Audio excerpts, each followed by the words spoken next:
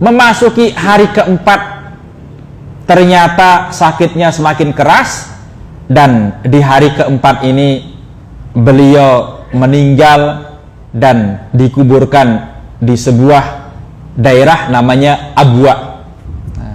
Abwa ini satu kampung atau satu daerah yang terletak di jalur antara Yathrib dan Mekah.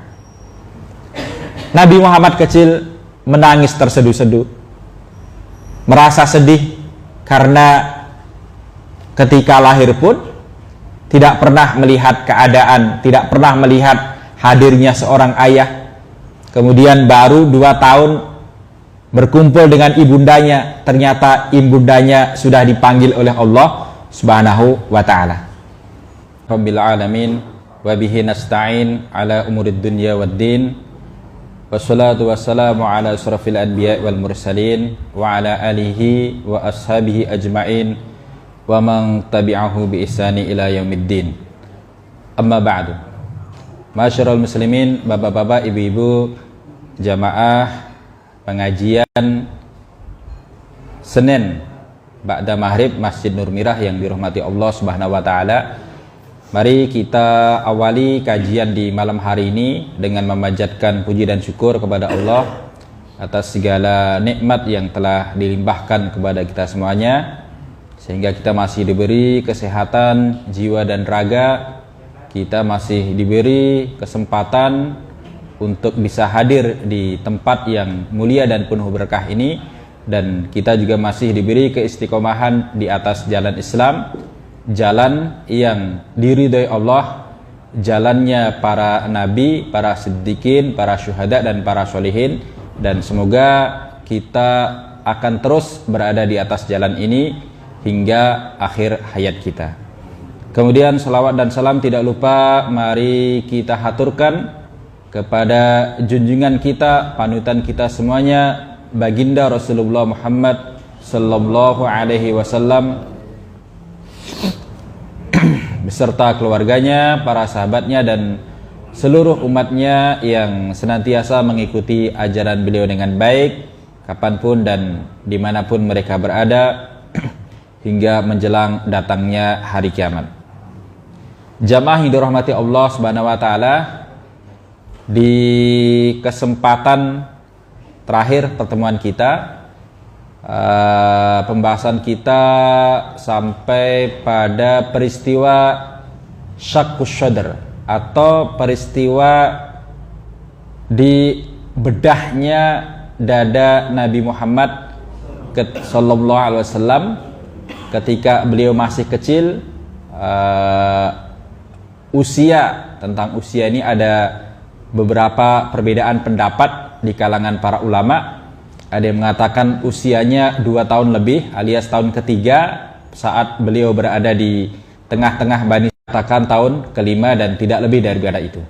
Nah, kemarin kita sudah bahas bahwa peristiwa itu terjadi secara tiba-tiba, menggemparkan satu kampung, yaitu kampung Bani Sa'ad, sehingga setelah peristiwa itu Halimah As-Sa'diyah merasa khawatir kalau nanti ada peristiwa serupa yang akan terjadi berikutnya. Karena itu ia bersepakat dengan suaminya untuk mengembalikan Nabi Muhammad SAW ini kepada ibundanya, yaitu ibunda Aminah yang ada di kota Mekah. Maka berangkatlah Halimah As-Sa'diyah ini dari kampungnya ke Mekah. Jadi kalau dilihat di peta, kampung Bani ke arah timur agak utara. Jadi kalau pulang pergi ya berangkat 3 hari, kemudian pulang 3 hari, butuh waktu 6 hari. Dan semua itu ditempuh dengan jalan kaki. Kalaupun ada kendaraan, kendaraannya masih berupa unta. Belum ada kendaraan mesin sebagaimana zaman modern ini. Nah, dalam kitab sirah diceritakan bahwa Halimah Sa'diyah ini bersama suaminya mengantarkan pulang Nabi ini dengan berjalan kaki setiap 20 antara 20 sampai 25 kilo itu ditempuh menghabiskan waktu kurang lebih 4 sampai 5 jam. Dan setiap 20 sampai 25 kilo mereka baru beristirahat. Nah, jalan kaki. Nah, ini yang saya baca dalam kitab Sirah Yaumiyat Sirah An-Nabawiyah. Selama 3 hari seperti itu. Akhirnya sampailah ya, setelah menempuh perjalanan 3 hari ini, suami istri ini sampai di Mekah dan langsung mendatangi Ibunda Aminah. Begitu datang Halimah Sa'diyah bersama dengan putranya yaitu Nabi Muhammad kecil, maka Halimah ini kaget, terheran-heran. Kenapa ia kaget? Dulu pada saat usia Nabi Muhammad 2 tahun, ya, 2 tahun ini selesai disusui, ya, diantarkan pulang menemui ibundanya. Nah, sebenarnya kontrak menyusui itu sudah selesai. Nah, di usia 2 tahun. Tetapi Halimah meminta kepada Ibunda Aminah agar Nabi Muhammad kecil ini bisa dibawa kembali ke tengah-tengah Bani Sa'ad, ke kampung Bani Sa'ad. Alasannya khawatir nanti kalau tinggal di Mekah, udara kota Mekah ini tidak sesegar, tidak sesehat udara yang ada di perkampungan Bani Sa'ad, sehingga nanti akan mengganggu kesehatan dan mengganggu pertumbuhan fisik Nabi Muhammad. Nah, makanya pada saat Halimah datang, ya, Ibunda Aminah bertanya, apa yang mendorongmu untuk datang kembali membawa anakku ini? Bukankah dahulu engkau sangat ingin agar anak ini tetap tinggal bersamamu? Singkat cerita, Halimah kemudian menyampaikan peristiwa yang menimpa Nabi Muhammad ketika sedang bermain-main bersama dengan anak-anak sebayanya. Karena peristiwa itulah kemudian Halimah ini khawatir, ketar-ketir. Jangan-jangan nanti akan ada peristiwa serupa. Bahkan sampai-sampai ya, Ibunda Aminah bertanya, apakah engkau khawatir anakku ini akan diganggu oleh setan, diganggu oleh jin? Kata Halimah, iya, saya khawatir kalau anak kecil ini diganggu oleh setan. Kemudian Ibunda Aminah mengatakan, kalla, sekali-kali tidak. Sekali-kali setan tidak akan mengganggu anakku ini, karena demi Allah, anakku ini punya keistimewaan, beda dengan anak-anak yang lainnya. Kemudian Ibunda Aminah menceritakan apa saja keistimewaan yang Allah berikan kepada anak itu. Dan itu Allah tunjukkan keistimewaan Nabi Muhammad itu sejak Ibunda Aminah mengandung Nabi Muhammad. Jadi ketika hamil itu Allah sudah tunjukkan bahwa anak yang ada di kandungan ini bukan anak biasa. Apa petunjuk Allah? Ibunda Aminah menceritakan kepada Halimah As-Sa'diyah bahwa ketika mengandung, ia melihat ada cahaya yang keluar dari kandungannya, kemudian menerangi istana yang ada di Busra. Busra itu satu kota yang ada di Syam. Selain itu, pada saat mengandung, Ibunda Aminah ini tidak merasa berat sebagaimana beratnya wanita yang baru pertama kali hamil.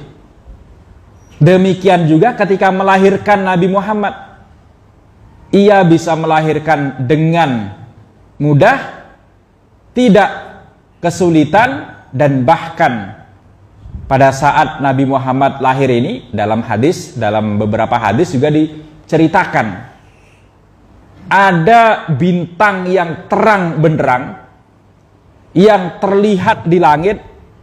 Bintang itu jatuh kemudian hilangnya kemana? Ke arah rumahnya Ibunda Aminah. Dan bintang ini disaksikan oleh banyak orang. Sampai-sampai ya, ada orang Yahudi yang datang ke Mekah itu bertanya kepada orang-orang Quraisy, apakah tadi malam ada di antara wanita kalian? Orang Mekah tidak begitu mempedulikan pertanyaan orang Yahudi itu. Mungkin kalau ya kita bahasakan dengan bahasa kita, ya nggak tahu ya. Namanya juga di kota ini banyak wanita, kalaupun ada yang melahirkan terus kenapa? Kan biasa aja ya. Kata orang Yahudi, tapi ini beda dengan yang lainnya. Tadi malam ada cahaya yang terang benderang yang terlihat di langit. Kemudian cahaya itu menghilang di salah satu rumah di antara penduduk Mekah. Dalam kitab kami, kitab yang dibaca oleh orang-orang Yahudi, telah diberitakan bahwa nanti akan datang seorang nabi, yang nabi ini pengaruhnya akan meluas ke berbagai wilayah di atas penjuru dunia ini. Jamaah yang dirahmati Allah SWT, singkat cerita akhirnya Nabi Muhammad ini kembali berkumpul, bertemu dengan ibundanya. Dan 2 tahun kemudian, di saat beliau berusia 6 tahun, Ibunda Aminah ini ingin mengajak Nabi Muhammad melakukan perjalanan ke Yathrib. Tujuannya apa?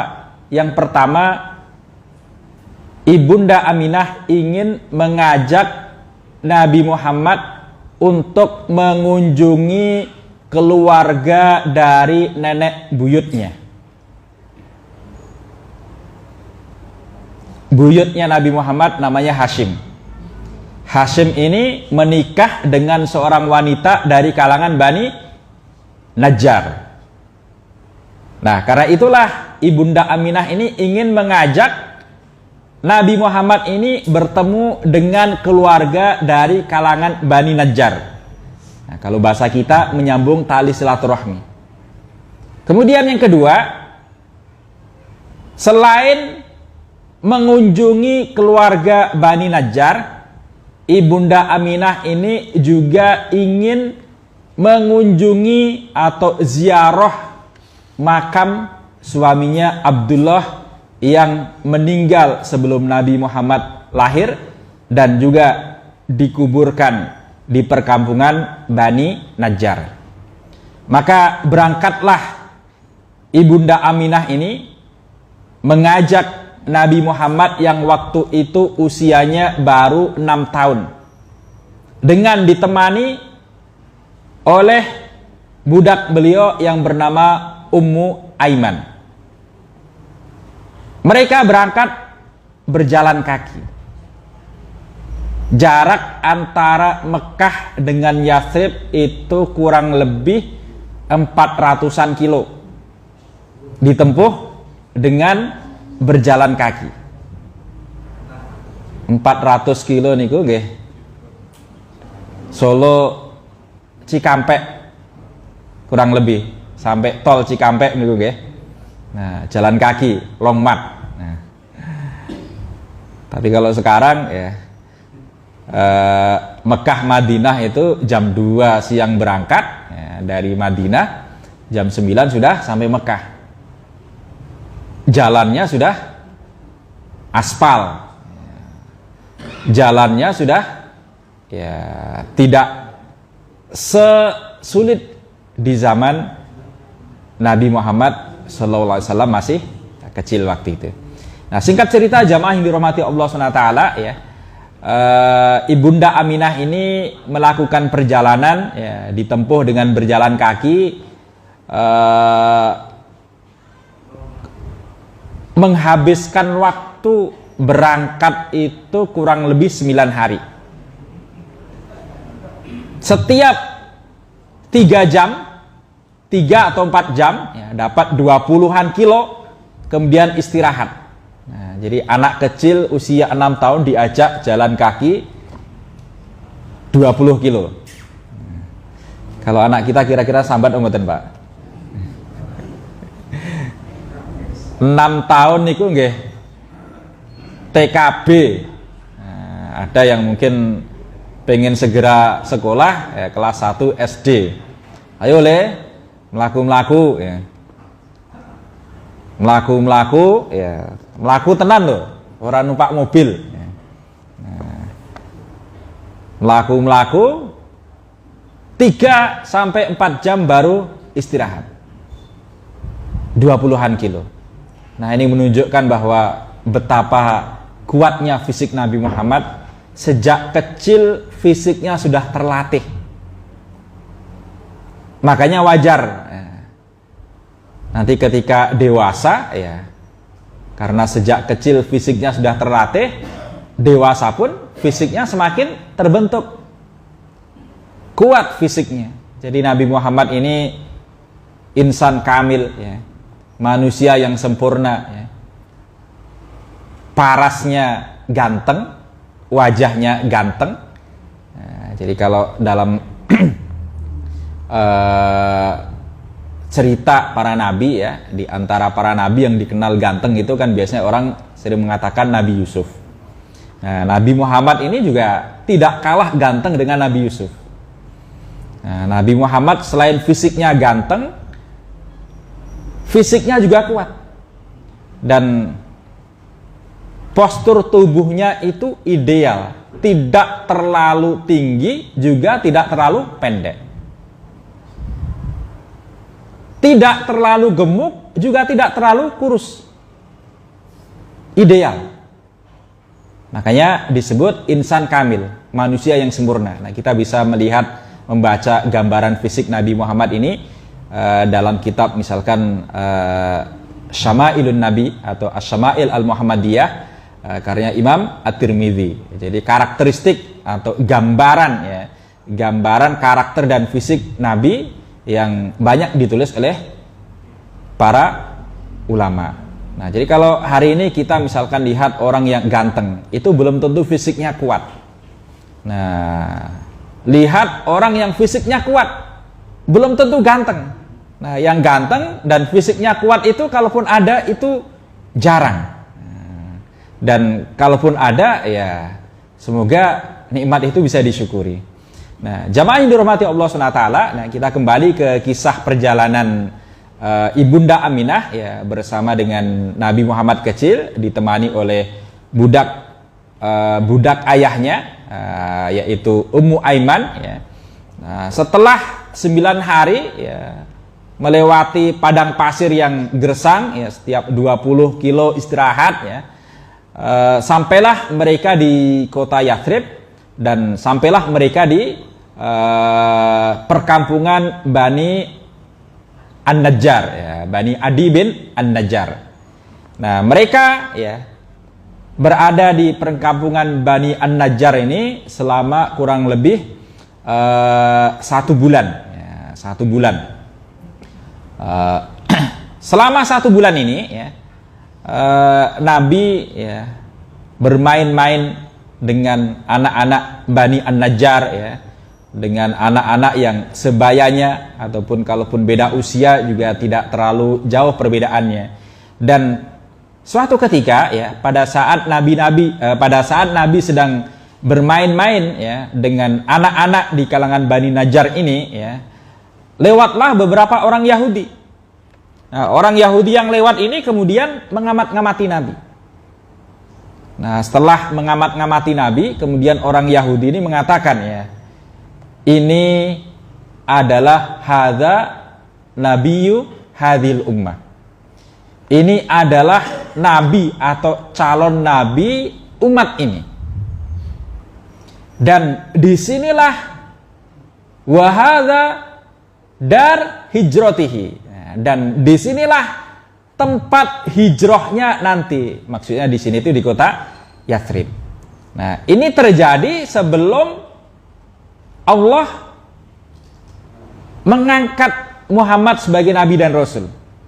Orang Yahudi sudah mengetahui ini calon nabi nanti. Dari mana? Dari ciri-ciri yang mereka baca dalam kitab mereka.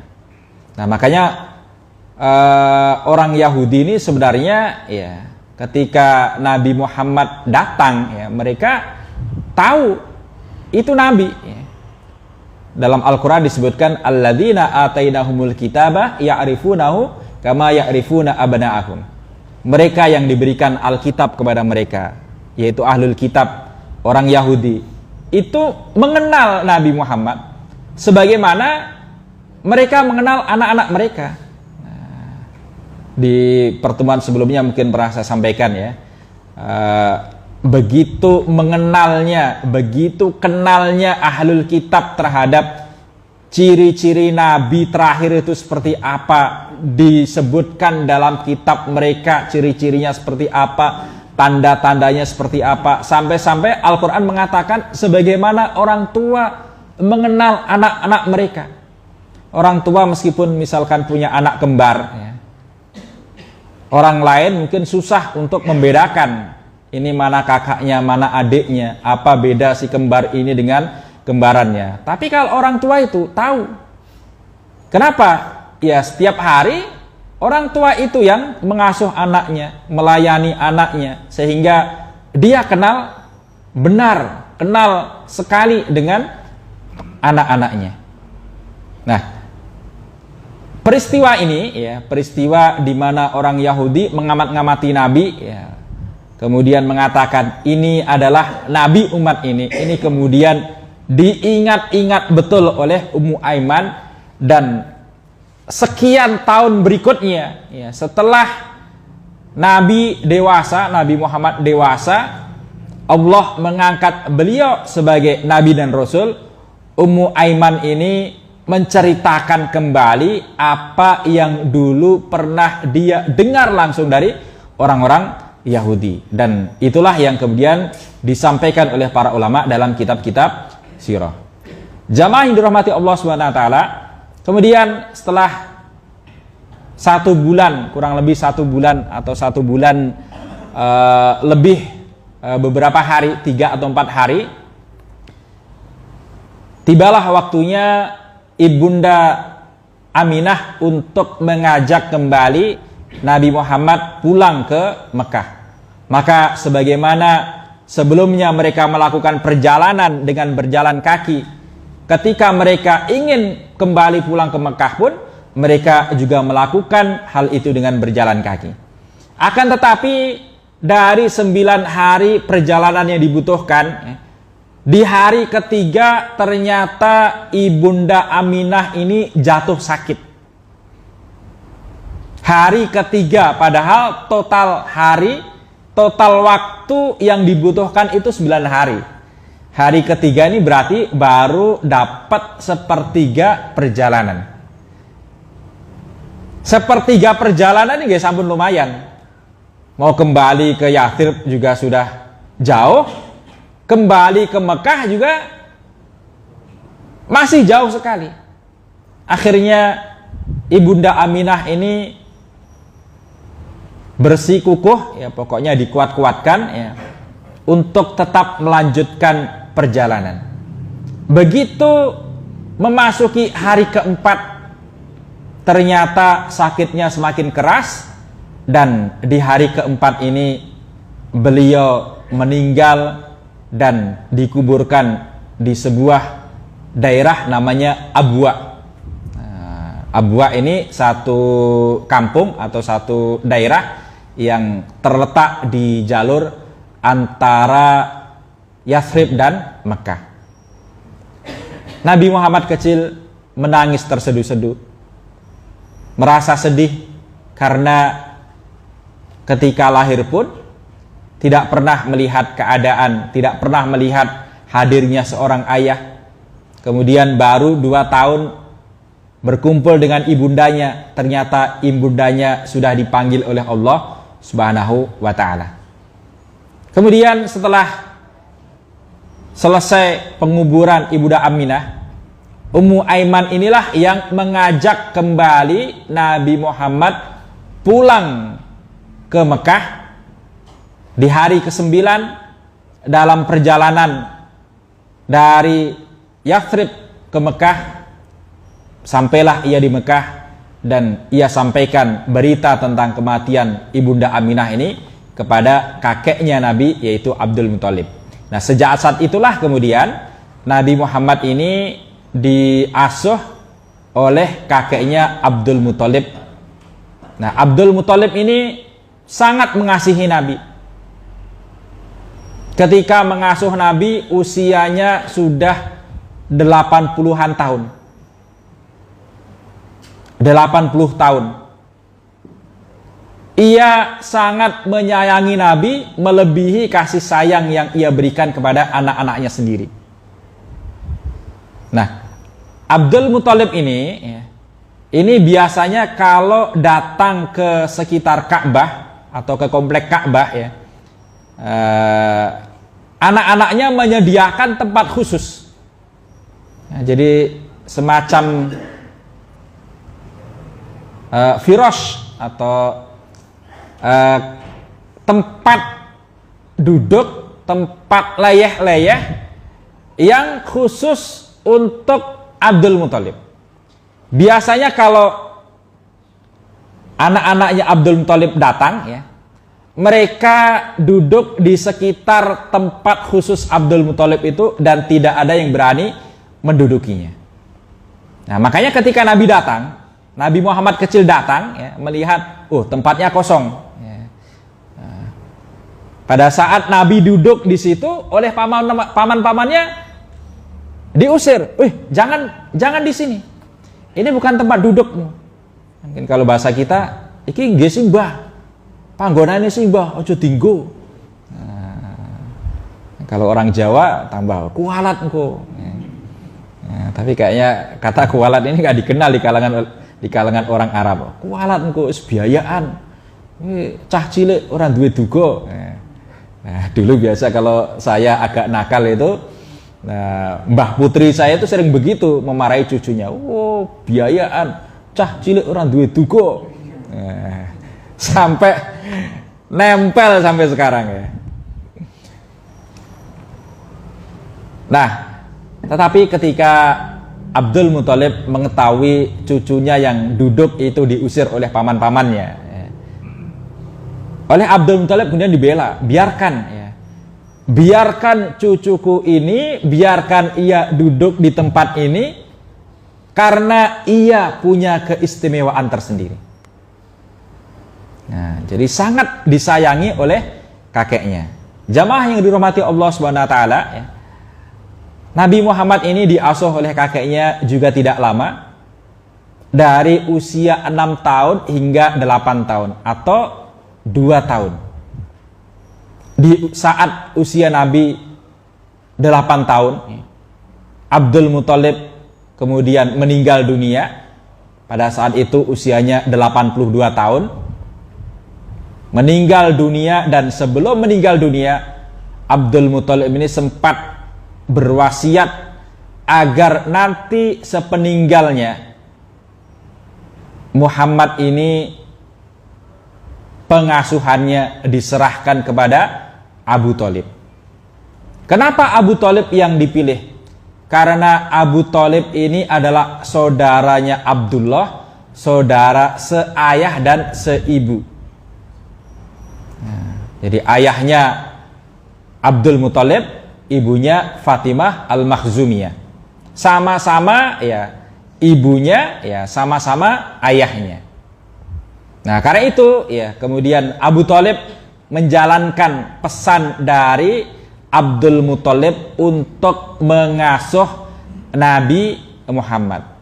Akan tetapi Abu Thalib ini sebenarnya bukanlah orang yang punya harta melimpah. Anaknya banyak. Dan hartanya pas-pasan. Karena itu adalah wasiat, maka diterimalah wasiat itu oleh Abu Thalib tanpa mengeluh, tanpa protes. Dan ternyata sebagaimana dulu Nabi Muhammad datang ke Bani Sa'ad itu membawa berkah bagi keluarga Halimah As-Sa'diyah. Keberadaan Nabi di tengah-tengah keluarganya Abu Thalib ini juga membawa berkah tersendiri. Kambing, onta yang dimiliki oleh Abu Thalib menjadi harta kekayaan keluarga Abu Thalib ini. Allah jadikan kambing-kambing dan untanya ini gemuk sehingga bisa mencukupi kebutuhan makan keluarga Abu Thalib.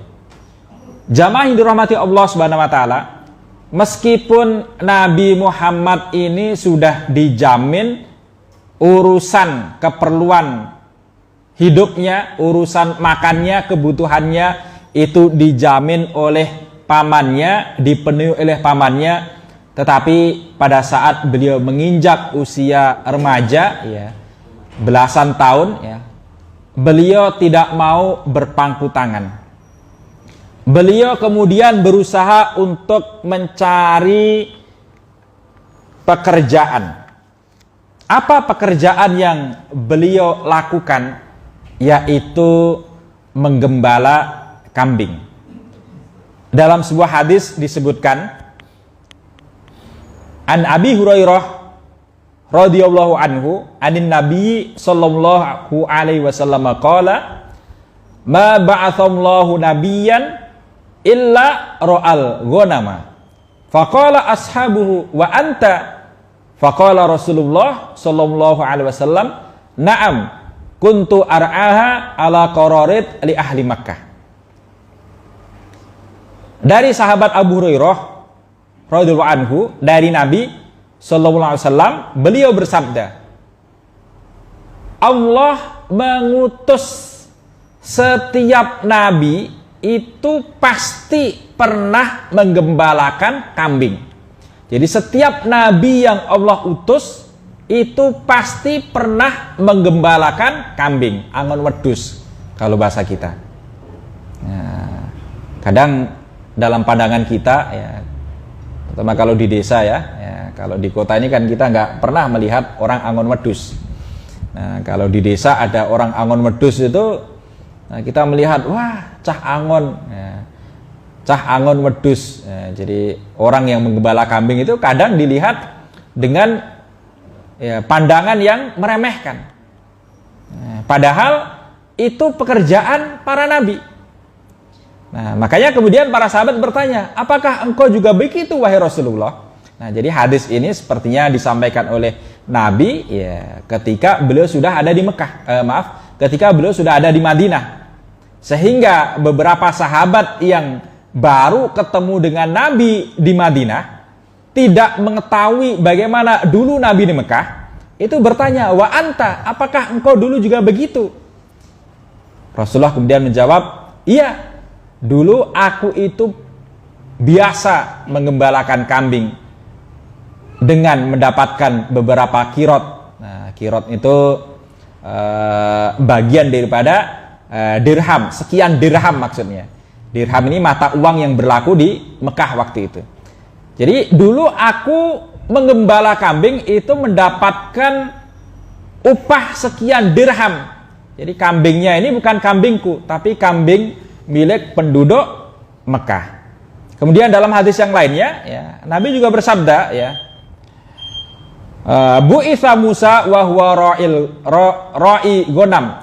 Nabi Musa itu diutus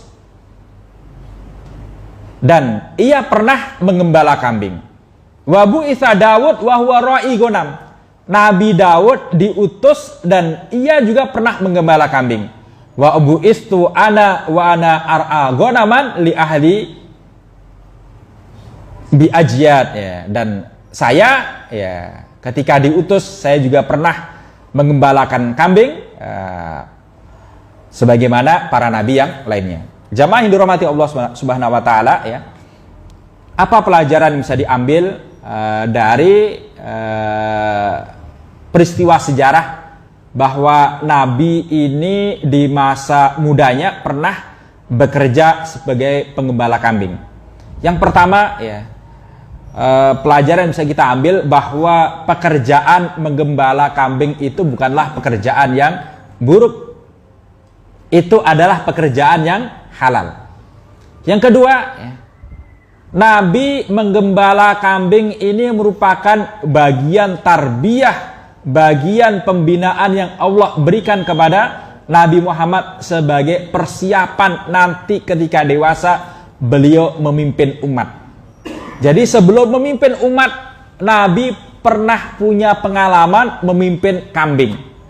Memimpin kambing tentu lebih mudah daripada memimpin manusia. Nah, jadi kalau memimpin kambing, kambingnya rewel, ya kita pecut saja, ya itu nggak akan protes. Kalaupun protes kita juga nggak mudeng bahasanya. Tapi kalau memimpin manusia, kita tidak bisa asal pukul, asal pecut. Nah, seorang pemimpin, ya penggembala kambing yang benar-benar ya menggembalakan kambing itu dengan amanah, maka dia akan berusaha untuk mengenali kambing-kambing yang dia gembalakan. Karena satu kambing dengan kambing yang lainnya, meskipun sama-sama kambing, itu karakternya juga tidak sama. Fisiknya juga tidak sama. Nah, seorang pemimpin pun juga seperti itu. Anggota-anggotanya antara satu dengan yang lainnya, itu karakternya tidak sama. Sehingga seorang pemimpin ini harus mengenali anggotanya satu persatu. Kemudian di antara pelajaran yang bisa kita ambil bahwa Nabi dulu pernah menggembalakan kambing, ya. Pekerjaan menggembalakan kambing ini akan memunculkan sifat-sifat sabar. Karena kalau tidak sabar, bubar itu pekerjaan. Kemudian selain sabar, ulet tekun. Selain ulet tekun, kemudian tawadhu. Apa yang akan disombongkan? Apa yang akan dibangga-banggakan oleh orang yang memimpin kambing? Meskipun dia bisa memimpin kambing, orang nggak akan bangga. Nah, makanya jarang kita dapati ada penggembala kambing itu menyombongkan diri. Jadi aktivitas menggembalakan kambing ini mampu memunculkan sifat tawadhu. Barangkali demikian yang bisa saya sampaikan dalam kesempatan kajian di malam hari ini. Semoga materi ini bisa bermanfaat bagi kita semuanya. Aqulu qouli hadza wa sallallahu ala nabiyyina wa ala alihi wa sahbihi wasallam. Assalamualaikum warahmatullahi wabarakatuh.